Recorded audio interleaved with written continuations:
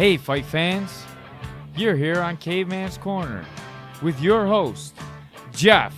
Captain Caveman! Dens. We're coming to you live from the Fandoozy Studios in Buffalo, New York. The wonderful Fandoozy Studios that host this podcast. $100,000 studio. Doesn't get better than Fandoozy Studios. I have with me my wife, Mrs. Caveman. Hi. Hi. How are you doing? Pretty good. Good. To an all-female MMA show yesterday with Jay Kelly. He put it on, Diamond Fights. It was Napanee, Ontario. It was like 8,000 miles away. We're tired. We haven't slept in like 2 days. So we're exhausted, but we're going to do a quick review of the show. We were inspired by a special fighter, Carrie Ziegler. Charis read her interview. She really liked it. Plus, she got like 3,000 views on my thing.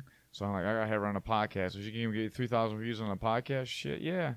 So we're going to give her a call. She got an inspiring story. It's a really good story. And she's got fans that actually pay attention to what she's doing.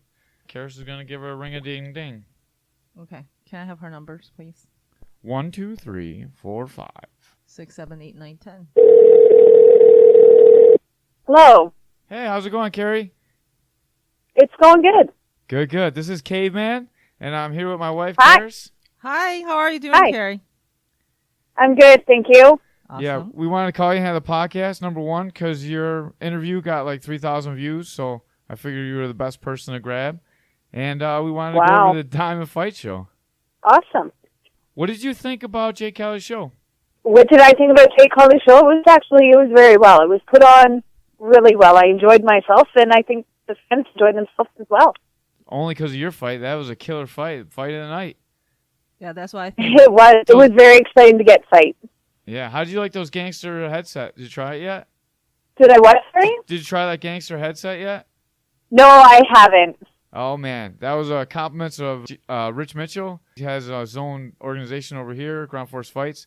Got to give him the cheap free plug. Yeah, that's awesome. You have to come over and fight for Rich Mitchell. He is probably one of the best promoters we have run into in the MMA business, and he really takes care of the fighters. And I think the USA can use a female fighter like you to come over and just put on a great show. Wow, that's pretty incredible.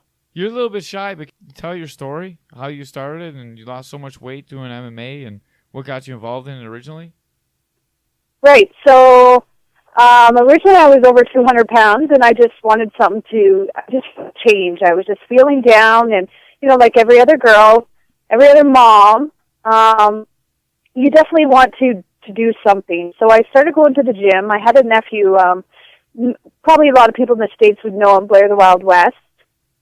He was ranked number 2 in New York at one point in time, and he just motivated me to go to the gym. So I just started going under personal training and lost the weight and just kept going from there, and I'm still going, and that's what made me, get involved in personal training myself. I just have to write an exam for that, and I inspire women to keep doing it. I train women's class. I'm doing it tonight, even though I'm a little hurt, but you know what? They're in it. They need to, they want to better themselves, and I'm there to help them. That's awesome. What got you into fighting? What got me into fighting? It was more of just personal training, and I just liked it. I've always been a little bit of a street fighter, so I've always had that little bit of a crazy side to me, but I just kept going with it, and I really enjoy it. Did you ever play hockey? No. I was thinking while I was watching your fight, I was just waiting for a hockey game to break out. I don't play hockey. I played a lot of sports in my time, and hockey is not one of my best things at all. I mean, we were just sitting in an arena in Canada. It looked like a hockey fight at times. You were grabbing each other, punching each other in the face. It was a really, really good fight. I was amazed at myself from my second fight. My first fight didn't go so well at all. We don't even want to talk about that one. And, I was amazed to even last the 3 rounds, and she was definitely a warrior. I said I was going to go in there and give it all that I got, and I did. I put my heart in there, and it showed.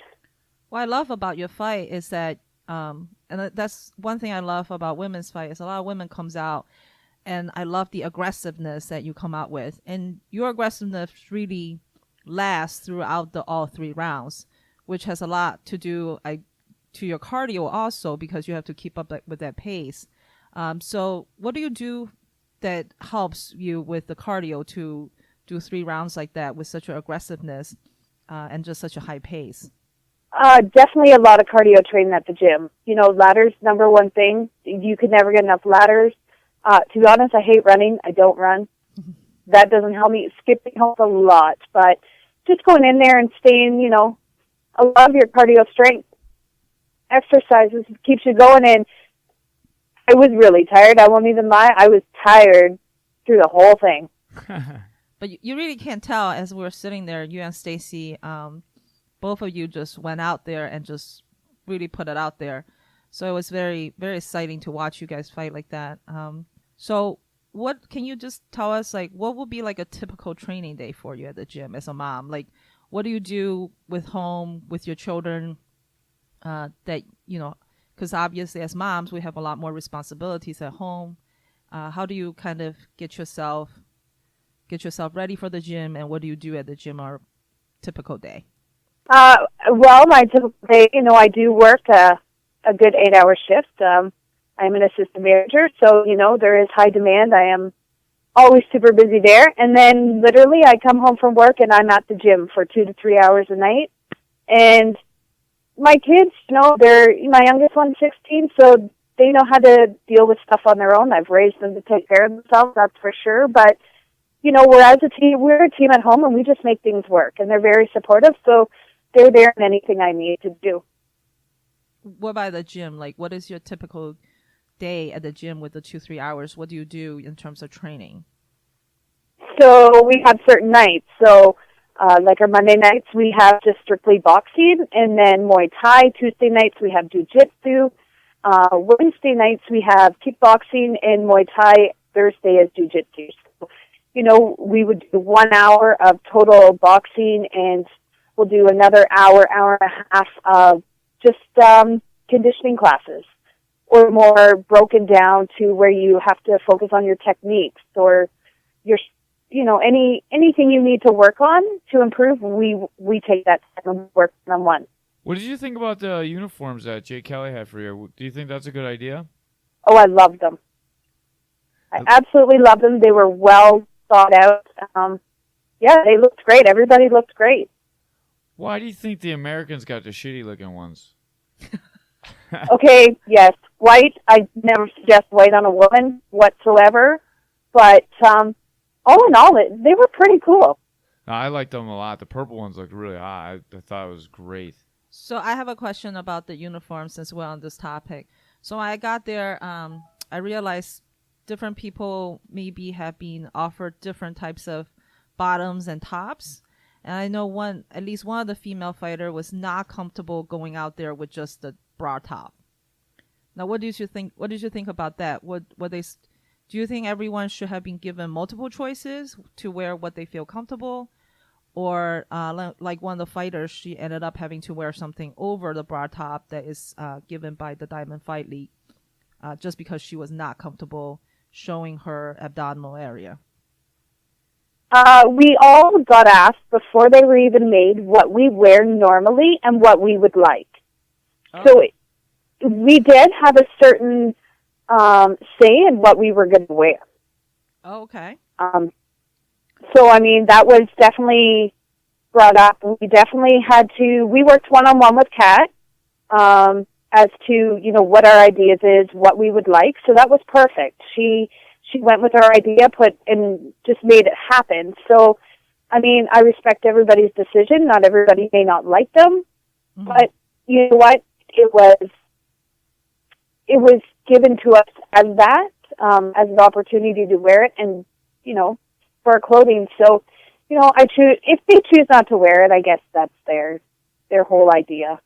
I talked to Kat after the fight, and I told her she did an awesome job. I thought she did a great job. She seemed very personable, and I'm glad you guys had the opportunity to wear that.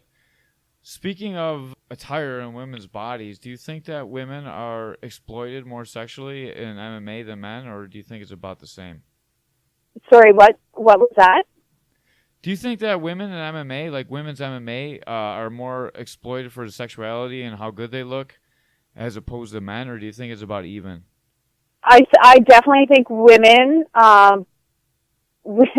women care about their bodies a lot, and men they don't have that stereotype body type. I don't know. It's crazy, but I don't know. In the same sense. I was gonna say Mark Hunt might want to wear a t-shirt. He's a little chubby. Don't talk about my baby like that. That's my wife's favorite fighter, Mark Hunt. That's my Samoan teddy bear. You cannot talk about him like that. He looks good no matter how he looks. But do you feel like so one of the topics came up? It was kind of half joking ways, but in one of the fights we were suggesting. Actually, the two fighters were suggesting, since they are girl fights, with men, when men fights, they have ring girls. So since these are lady fights, that they should have had ring boys or ring man. What do you think about that? I think we need a ring man. Absolutely. I volunteer. You think the ring man? You think the guy should be subject to the same type of clothing that women are subject to when they're ring girls? Oh yes, absolutely. I'm gonna go one farther. I'm gonna wear the Borat thing. I expose Not the Borat suit, but hey, Channing Tatum style, absolutely. What does that mean?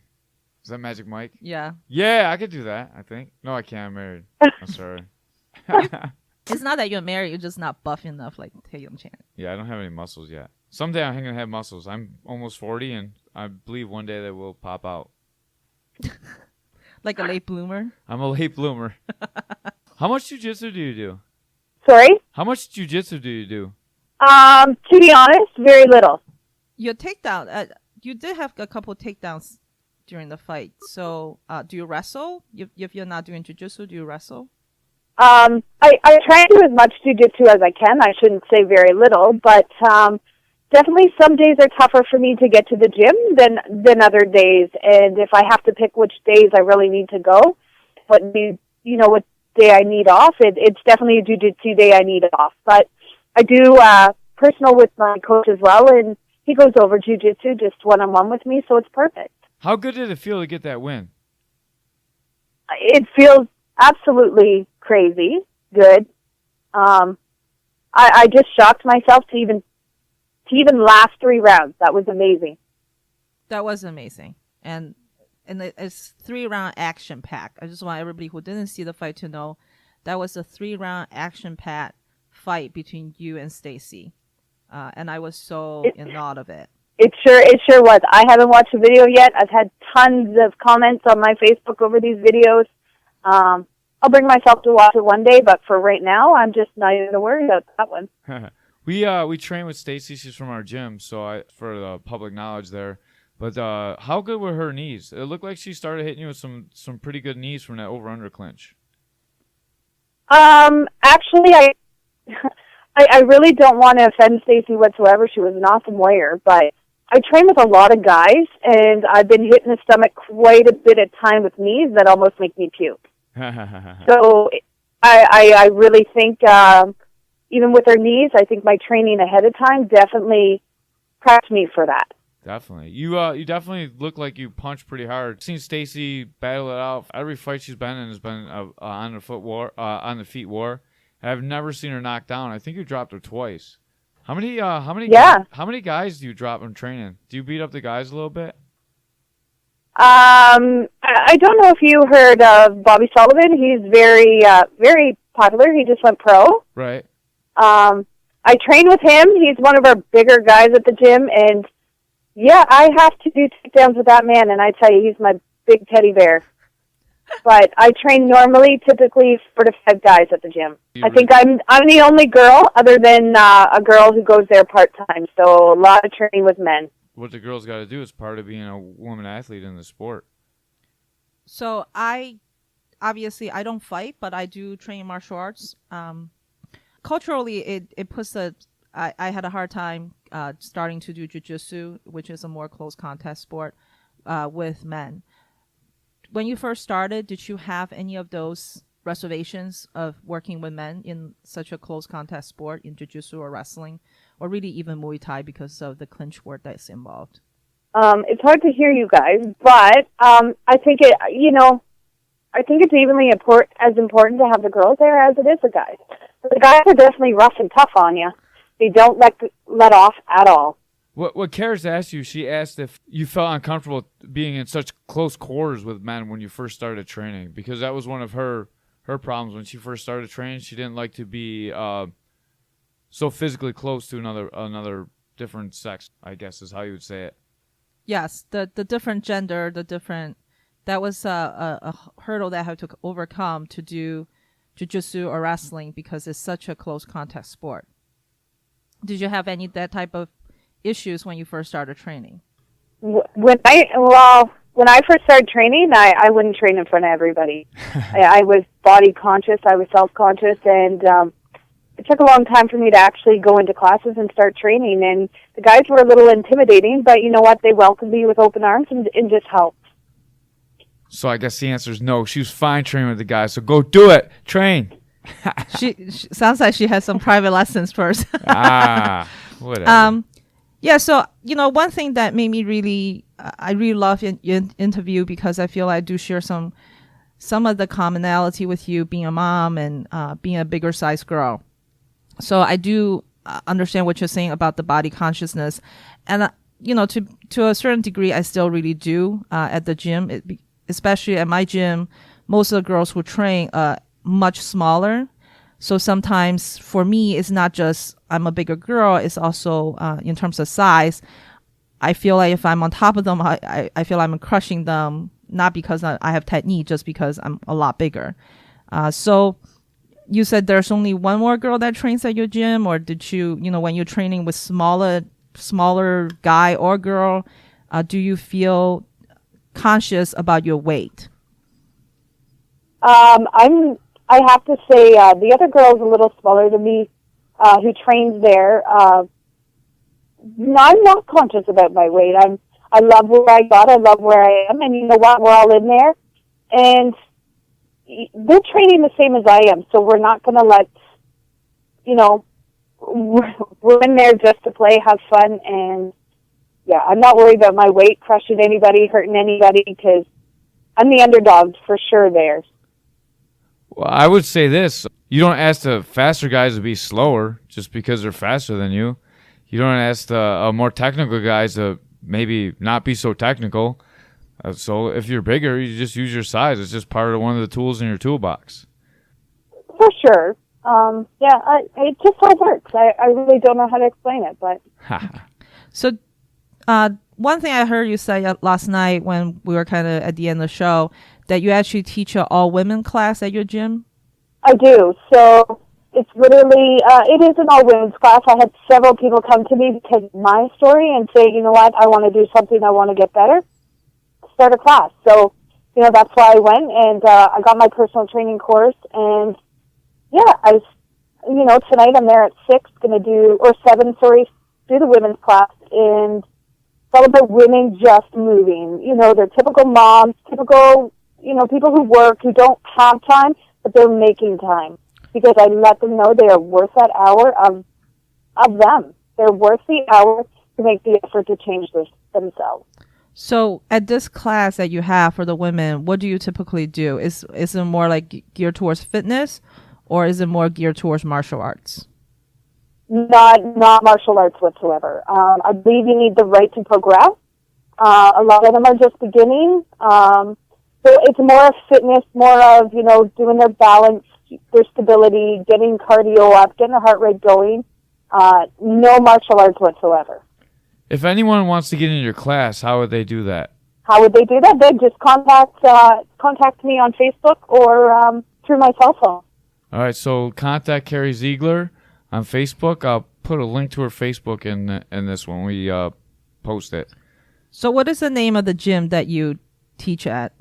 So the name of my gym is Inception Martial Arts Academy, Durham, Ontario.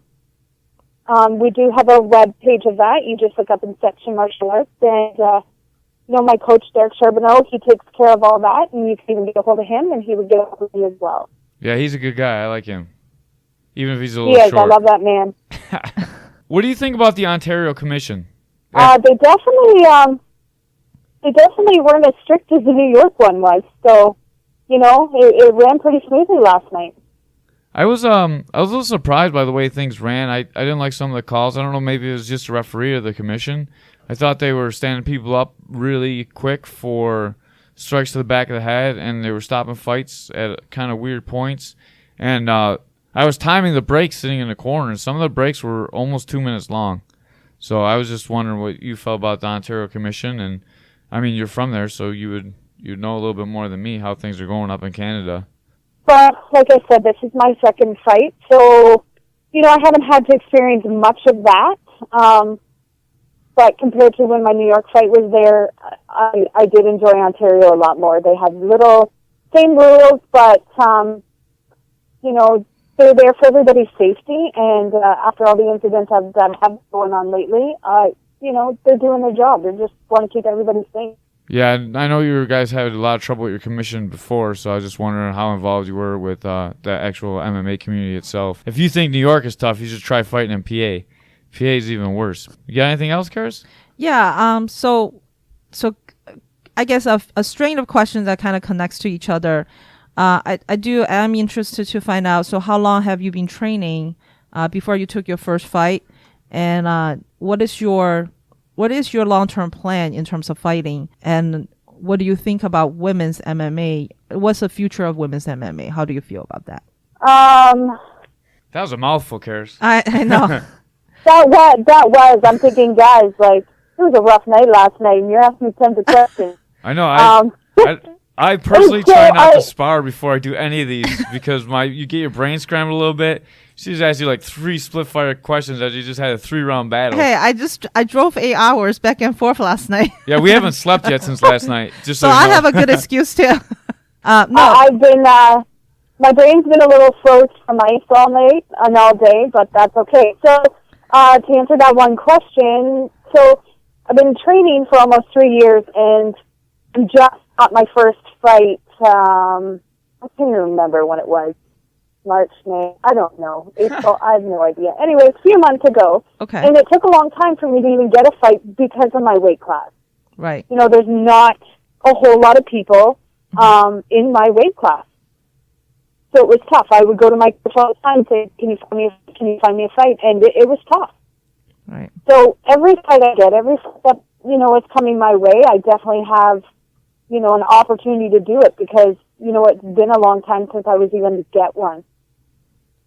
Yeah, it's tough for women. There's not as many weight classes as men, and there's just not as many competitors. So, I mean, the lighter weight girls have the same problem as the heavier weight girls. It's just hard to get matched up. So, what are your long-term plans for fighting in MMA?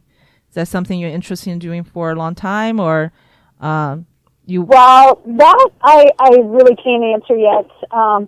Not too sure. Life's unpredictable. Mm-hmm. But I'm never going to stop training. I'm going to keep going from here, and we cross that path when we get there. So I guess the third question, that string of question is, what do you think about the future of women's MMA? Because obviously, right now, I believe this is a first all women's card, possibly. And Napanee, and yeah, Victor does all women's card as well. But the big shows in terms of UFC and Bellator. Women's fights are far and few and far between. I don't know. My English is not so well after driving for so long. But what do you think? Do you think women's MMA can get bigger? Will women's MMA maybe share half of the show from UFC or Bellator, the bigger productions? Or do you think women's MMA is good and is going to stay this size? What are your thoughts on that? I definitely think the women's MMA is starting to go. Women always want equal rights, and women put on one heck of a show. And that's what the audience wants. As you see, more and more women keep coming out, even on TV. More and more keep showing up, coming out, and that's what people pay to see. There's men everywhere fighting, but not so many women. I know, and I think in the wave of the future of women's MMA, you're going to see a female camp start with all female athletes, because females fight a little bit different. Their body types are a little bit different styles of fighting. I think the first female camp is going to come together and they're going to smash people. Ronda Rousey had 4 people, But there's going to be a camp like Greg Jackson's camp, and it's going to be all women, and they're going to all the girls from that gym are going to dominate for a long time and you're going to see more and more all women's gyms pop up, I believe. Yeah, I believe that, and it'll be exciting. All right, with that, we're going to let you go. I know you got to get to class. I'm about to go get my butt kicked too. I got to go train myself. Thank you for your time. You got anything to plug while we got you on here?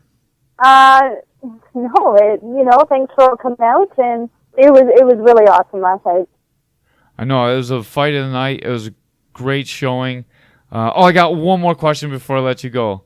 We talked about you felt like throwing up a couple times sparring with a guy. What do you think about that Destiny girl that actually threw up last night? It happens. She did amazing. It happens. Her opponent definitely was a killer. That's for sure. But you know what? Right up to that, she did amazing. Yeah, I thought Destiny had a great fight, and that Brittney girl took it to her. She stopped the better athlete. It's a good fight. We had a guy that pooped himself, so throwing up's not so bad. We can't have. Yeah, he had these white shorts on. He was fighting. He had pizza and beer the night before. He crapped himself. His stain in his pants kept getting bigger and bigger and bigger. Every podcast, I gotta make fun of him. Hashtag Mickey Gaskin. Yeah, Mickey Gaskins. If you ever want to look it up, it's probably on YouTube somewhere. It's on YouTube. Look it up. Mickey Gaskins FCP fights. And you can see the stain on his pants get bigger from the second round on.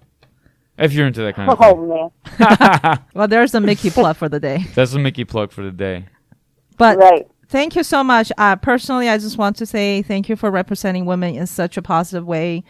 Just the way how you come off on the interview with the Caveman before the fight, and the way you showed up for the fight, that was inspiring. You didn't just have the talks, you also brought the goods.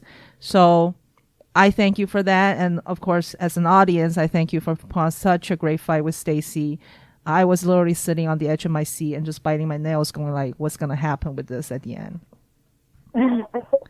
So thank you. I'm glad you enjoyed it.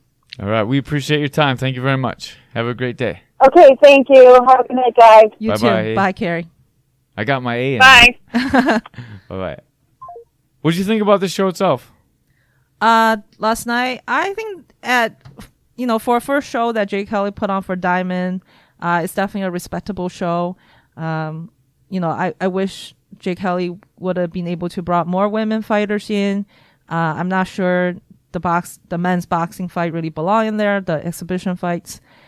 No offense to the 4 gentlemen that actually went in and did the exhibition, but I just don't know if that was the right place to put those on. I guess I would rather have seen more of the teenage girls come out and showcase their skill sets, because I know some of the girls came out at the beginning. He actually had more at the end. They were going to switch around opponents, right? But they had to cancel the show because of the commission. Right, so I guess I knew that too, and I guess I would have rather he canceled those men's boxing exhibitions, because it just really didn't mean much to the audience or to anybody. They kept making them tune it down a little bit. I know it's an exhibition, but you got to put a show on for the fans, I think. Right. I like the kids' part. I think the grappling match would have been all right because it's really competitive. I think it killed the crowd a little bit. I mean, you got to do what you got to do. He's only had 4 fights because he had women pull out at the last minute. But yeah, it's never easy to put on one of these shows. I just want people out there to know who kind of looked at this as, oh, you only have 4 fights. It's so hard to even put on a co-ed show, let alone you're trying to put on all-female card.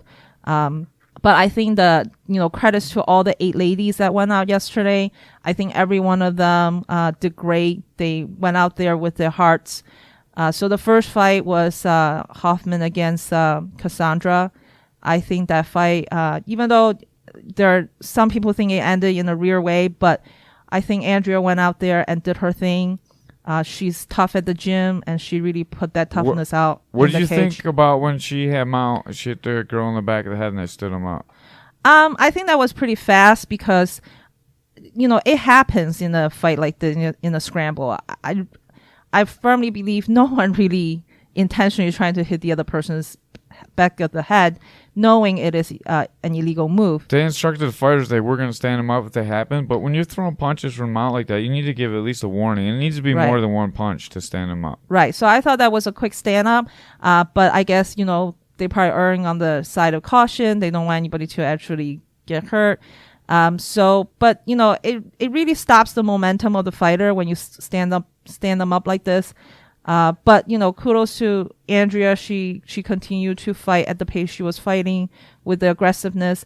I think having known her, my only concern when she went into this fight is her ability to stay aggressive or even be aggressive, because generally she's a very nice person outside of the cage. So I'm glad she got the win. And, she's one of those moms that has a huge family support from her kids. And that's something I love to see, how supportive her family are to her. And that was a family moment at the end. That was awesome. What did you think about the stoppage? I was sitting throwing under the bus, Caveman's corner. I was sitting cage side, and I was watching the fight because it was one fight that I really wanted to see. Well, I wanted to see every one of these fights, but the first three fights are closer to heart. So I was watching the fight. I have to say, my initial reaction was a little confused. I wasn't sure why the ref stopped it. To me, it looks like they are just on the way down when he stopped it. Personally, I think it should have been let on a little longer. But according to Andrea's, who was in the cage, her description of that was the ref didn't want the other girl to get hurt. So again, I think it was just erring on the side of caution a little too much. I would have let that fight go on. Like, I think that fight should have been let on a little longer. I'm not sure the result's going to be any different. I think by that point, Andrea is probably got the fight in her hands. But I still think that Cassandra should have given more of a chance to really showcase her skill sets. I think so too. I felt bad for Cassandra. She left the cage. I know she got suspended, but I would be very upset with that stoppage myself. Right. I seen her go down. I could see in her eyes she looked okay when she was heading to the mat. Mm-hmm. There was no really damaging shots after. No. I thought it was a very quick stoppage. I thought Andrea got rocked earlier in the fight, and they gave her a chance to recover. Right. I thought they should let the fight go on. I thought that Andrea was clearly in control of the fight. I thought she was winning. She won the first round. She definitely won the second round when they had to stop, but she definitely won that round as well. Right. I think she had the fight in hand, but I just don't like to see the fights on that way. I hate to have the controversy. Right. And, again, every fighter goes into these fights preparing themselves, put a lot of hard work in. For that fight to be stopped like that is heartbroken for Cassandra. I don't, not taking anything away from Andrea Hoffman. She did a great job in there. It was her debut fight as well. Right. So she did great, but, every fighter puts in so much work for these things. They have to cut weight, and for women to cut weight is so much harder anyways. So actually, I don't think Cassandra had to cut any weight because that's right. That was a smaller weight. Fight. Yeah, she was coming in a smaller girl. Yeah. But either way, Hoffman had to cut the weight. Right. But either way, though, you put in so much training time. Mm-hmm. It just said that you got cut off that fast. I just want to say, for Cassandra, you need to just keep your head up, get back, and hit the grind. You did really well on the feet. You were fighting a bigger opponent. You just need to work a little bit on the wrestling. For Hoffman, you need to make angles. You're standing right there getting rocked. You got to step off away from the power. And when you're on the ground, I know it's your first fight, you got to go to work, baby. You got to put the beat down on. It's not jiu-jitsu no more. All right, next fight. That was, to me, definitely that was fight of the night between Carrie Ziegler and Stacy Young. I've seen Stacy fight before. She's always a warrior. She's one tough cookie. She's always in there banging it out. So I wasn't surprised for her to be in there like that. And Carrie just came out aggressive, stay aggressive. She's a lot shorter. There was a huge height advantage on Stacy's part, disadvantage on Carrie's part. But Carrie was out there. She was just going. And that was so good to see. As a woman who enjoys MMA, who enjoys even more for women to fight, I just think that was amazing. I think every woman should come out and fight like that. I mean, of course, everybody's a different personality, but aggressiveness to me in a fight is a huge, huge bonus. This was a rock'em sock'em robot fight. They stood toe-to-toe at the center of the cage to start the fight. This is the first time I've ever seen Stacy drop. Ziegler, I think, dropped her twice in the first round, if I remember correctly. I might need to watch the fight again. But I was really worried for Stacy. I've never seen her rock before. I could see in her eyes that she was a little dazed and confused. You could see that she wasn't quite there, and I don't know if that had any play in the fight. But as the fight went on, I thought Stacy was in better shape and started taking over the fight. Honestly, Carrie said that the knees didn't affect her. I thought maybe Stacy's knees were taking a little bit of the juice out of her, but Stacy came in a little bit better shape, I think, for this fight. Yeah, I think Carrie definitely won the first round. I think Stacy won the second round. Third round is where I think that they break the tie. Personally, I think Stacy having gone down in the third round didn't do her any favor in terms of decision from the judges. Are you talking about that headlock, the like schoolboy headlock position? In the corner of the cage Yeah, I think it's before that she went down, before the headlock thing. But to me, as an audience, I always think, and having watched so many MMA fights, judges puts a lot of weight on fighters going down or being taken down. It always seems to be a disadvantage to the fighters.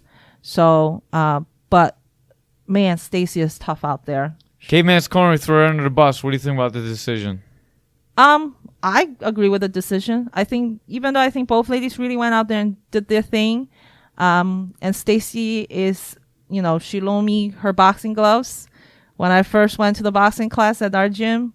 I love the girl, but I think that was a good decision. You think if we're in America, Stacy wins that fight? No, I think I really think that was a good decision. I know I'm not winning myself any friends and fans at the moment, but I think that was a good decision. I thought it was a pick'em decision, to be honest with you. I thought Stacy definitely lost the first. I wish if they had half points, this fight wouldn't be in debate, because I would say that first round would be, it wasn't a 10-8 round, but I would say it would be a 10-8.5 round, because I thought Carrie definitely controlled more of the first round of the fight, and she did more damage. She hurt Stacy. Second round, I thought Stacy came back strong and she won. She's really started putting the knees on. Third round, I thought was pretty even. Stacy got back up to her feet after the first takedown, and I think this fight all boils down to how you call that schoolyard takedown, who you give the takedown to at the end there when Carrie ended up on the back. If you give Stacy that takedown and Carrie gets to the back and they both come up to the feet, I think that's where that fight's won. But I think Carrie won that fight myself. If I was judging it, I would have called her the winner.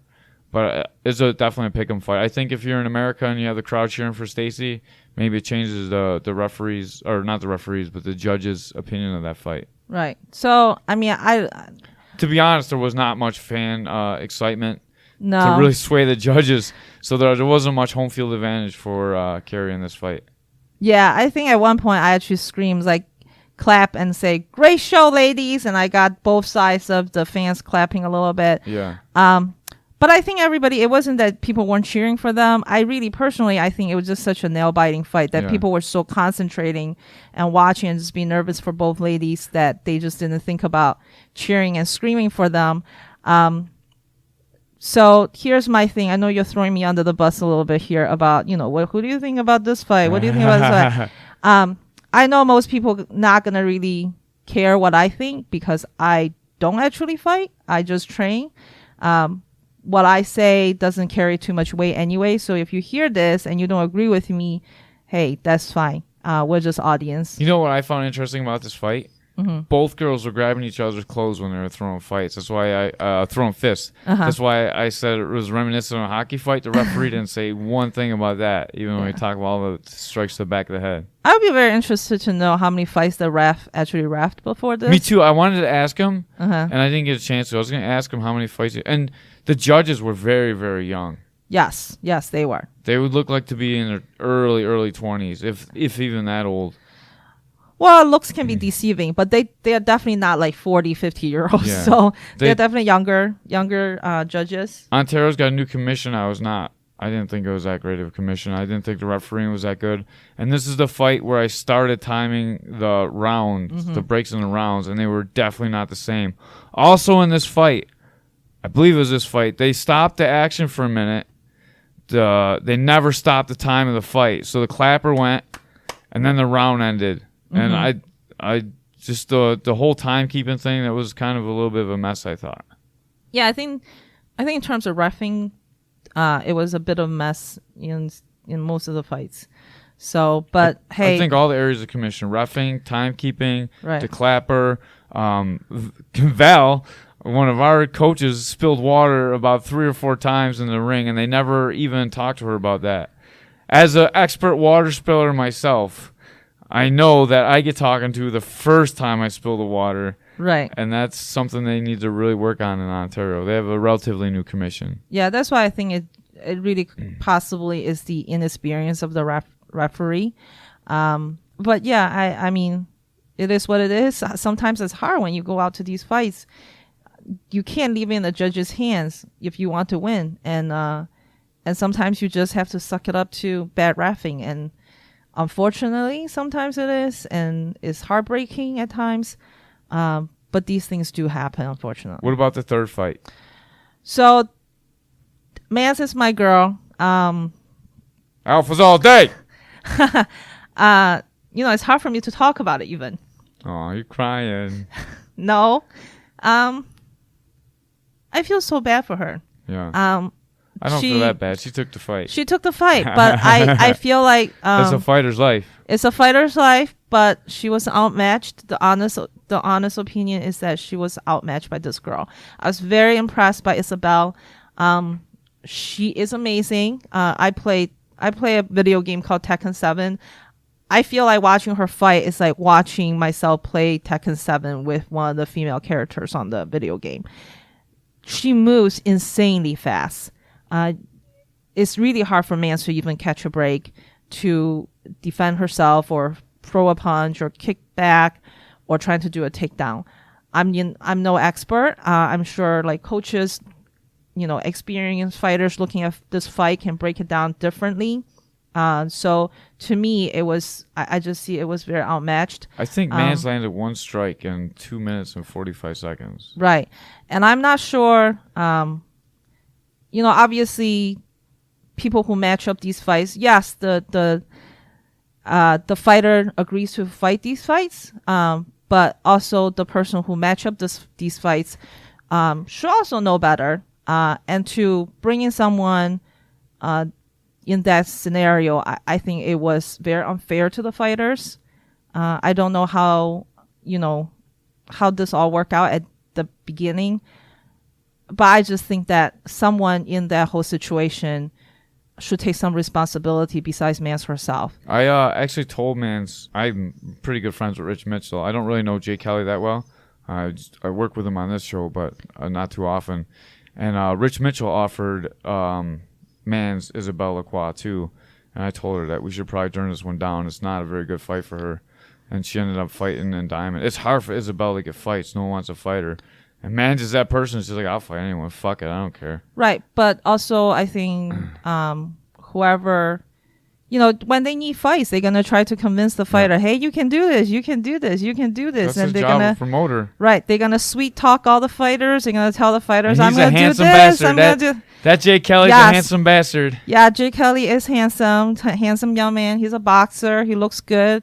He puts on that little suit, and I mean, he's, I can say this. I'm a married man. I'm a lot older. You're a married him. man? I'm a married woman. But you identify as a man. Yeah, right now, at that moment, I identify. No, it's he for she.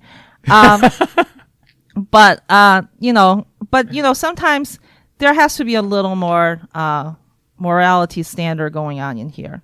Actually, speaking of morality, I had Manz on an interview, and she talked about how she knows Jay Kelly, and they kind of have, I don't know how personal relationship, but they definitely have a personal relationship more than a fighter and management. So when I wrote the interview, she thought maybe I'd edit some of that out, but I didn't. And to be honest with you, if anyone thinks there's any impropriety going on between Jay Kelly and Manz, I don't think that she really got the good end of that impropriety, because anyone that's matched up with Isabella is not getting an easy fight. Right. So I just want to put that out there in the media or whatever this is. Right. Fake media. We're fake news. We're fake news. You're fake news. I'm not fake news. You're fake news. Wrong. I'm real media, which is we don't say anything. I made a sticker that said fake or almost media before. Remember that? Yeah. I need to make that again while we do these podcasts. Right, but so besides that whole point with Manz, like I said, Manz is a little closer to heart to me. I love the girl, but at the same time, not to take away anything from Isabelle, but Isabelle needs to really be given a more higher level competition this girl can go pro at any moment. Isabelle I think can't get it, and I think she's not. If she turns pro in MMA, she can't fight amateur MMA anymore. Right. And like she said in the cage, she's looking to win another national title, so she's not going to turn pro. So yeah, she but she's Emmy Weber. What do you think about her, Emmy Weber? I think Emmy might give her a better run of the money. Emmy will come in taller. Emmy has I think Emmy might, and Emmy's more experienced.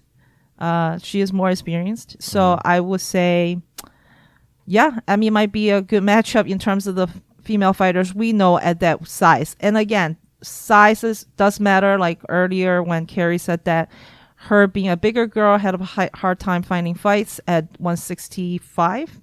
But it seems to go at every weight class, because we know another female fighter who fights 135 offer herself to fight 145. Will cut down to 130, 125, and just offer different weight classes and can't find a fight. Right. So that it's hard for women. It's hard to find fights, especially at amateur level too. For sure. And then Val too, trying to get a pro fight. Right. Same thing with Valerie. We're running close to a hard stop, so let's get into the last fight. Okay, so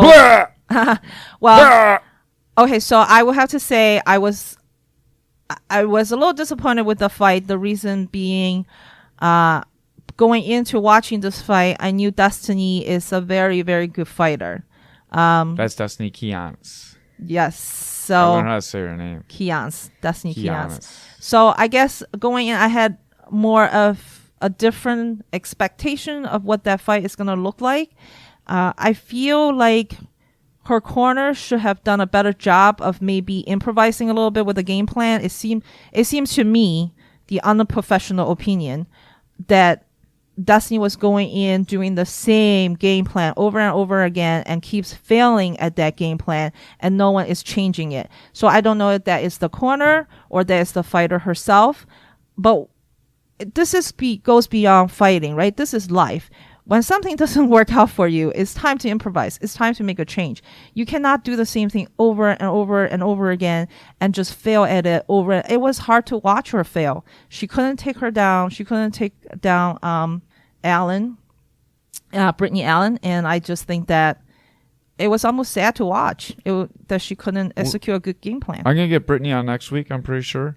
She was traveling today. She was unable to come on. I wanted to try and get as many girls on as I could to review it, but we just got Carrie. I agree to a point what you're saying, but I look at it the other way around. I think that Allen's corner is the one that they changed what they were doing. Right. Because I thought Destiny came out and she owned the first round. Her hand speed was really good. She still had trouble taking her down, but she was winning the exchanges with the hands. Mm-hmm. Her boxing is really fluid. She's a much better physical specimen, better athlete. Not a better fighter, but a much higher physical specimen of athlete than Allan was.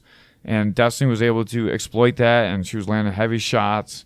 And at one point, it sounded like Allan's head was a puncher bag. I was like, oosh, oosh. I was like, oh, man, this could be over pretty quick. But Allan stuffed her takedown. And that's one thing in the pre-fight interview. Destiny's like, I can take this girl down anytime I want. I'm a purple belt. I can do all this.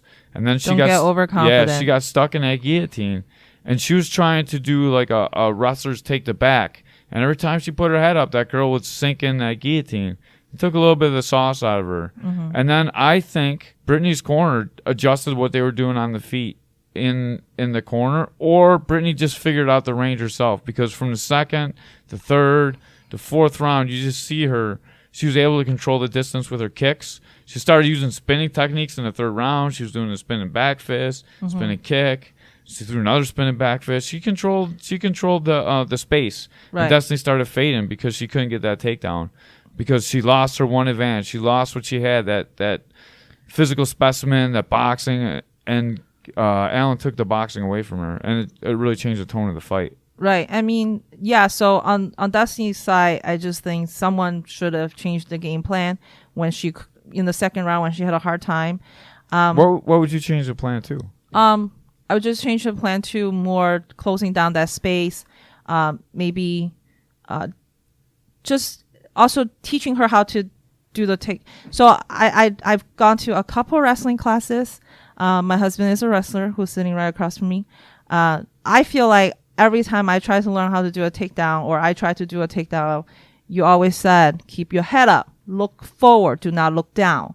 I don't execute this in real life, but theoretically, I know what you're talking about. And on last night's fight, when Destiny was trying to take down Brittney, her head was not up. She was not looking forward. Her head was down. So she had a hard time. So she keeps getting her head pushed down. Brittney was doing that by controlling the space, I believe, though. Right. She was keeping the space. So what's happening is she's controlling that space. Destiny's trying to shoot from too far out, and Brittney's able to stuff the takedown. When she's not able to stuff the takedown, she's able to play with her hips and get her legs outside and push that head down. And she ended up in that front headlock position over and over and over and over and over again. And she has a great Anaconda series off of there. You can tell that she plays that position a lot. And once you're stuck down there, it's hard to get out against an experienced wrestler. I think maybe Destiny's Camp came in underestimating the wrestling of Brittney Allan a little bit. Right. And I think that's one thing to fighters, non-fighters, people who do jiu-jitsu. I've been around this martial arts community for a while. I don't practice as much as myself, being a working mom, and that my husband spends 7 days in the gym. So somebody has to stay home. But I look at that as I see that a lot because there is a differential in how everybody assessing themselves and how every gym assess their fighters and their jiu-jitsu practitioners and boxers or whatever. So you might consider yourself a great purple belt. That person might be a great blue belt as far as you can tell, or just a blue belt. But that blue belt could be possibly at the same level as a purple belt at your gym, just because every gym assess their people differently and the way they assess their practitioners are different. So you can't come in and just compare belts.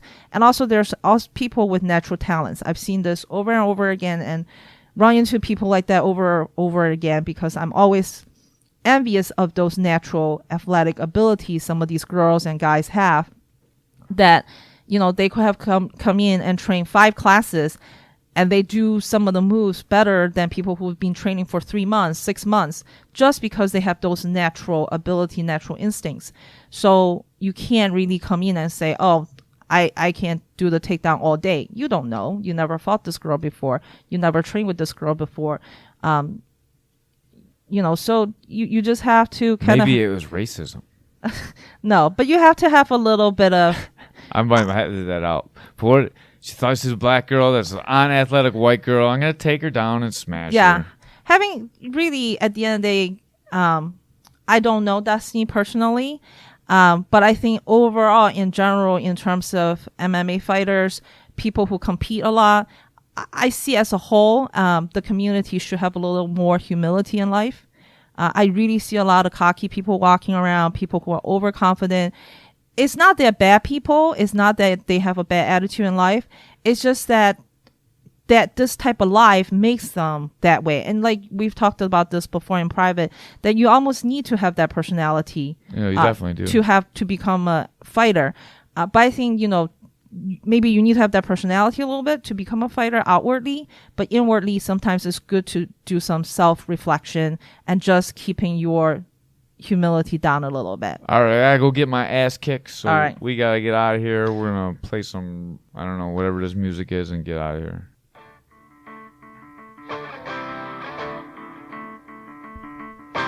From the Fan Doozy Studios in Buffalo, New York, we're out of here. I hope she had her Gangster Products headset on for that, so her ears just got blown out. My ears got blown out. I don't know what's wrong with you. I turned up the headphones too. I know you turn up the headphones, but I don't know what's wrong with you. Why do you do that to people? Gangster. No, you're not. You're a Products. You're a caveman. Buy the You're headset. not gangster. Rich Mitchell. Just like those rappers last night, they're not gangsters. Shameless caveman plugs. All day. Okay, caveman. Worst Easter egg ever. Not really. Yeah, the other one was worse. You know what? How about you just don't try to be a rapper then? I just want to say, Oh, that's not rap. just because you have a neck tattoo does not mean you're a gangster. I don't have a neck tattoo. No, I'm not talking about you. I could draw one with magic marker. Yeah. So sometimes we need to leave rapping to people who's actually a gangster. Force, rapping's on you. Gangster Asian. If you ever want to listen to Asians rap, you should listen to MC Jin. MC Jin in the house! That's not how he raps. I don't know. That's how a white MC Jin raps.